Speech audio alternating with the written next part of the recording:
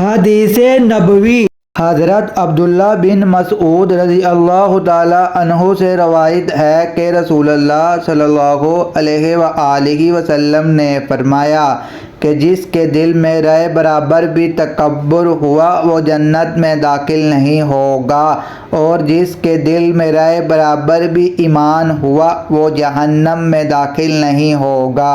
رسول اللہ صلی اللہ علیہ وآلہ وسلم نے فرمایا کہ اللہ تعالیٰ اس کی طرف قیامت کے دن نظر رحمت نہیں کرے گا جو اپنا کپڑا تکبر غرور کے سبب سے زمین پر گھسیٹ کر چلتا ہے۔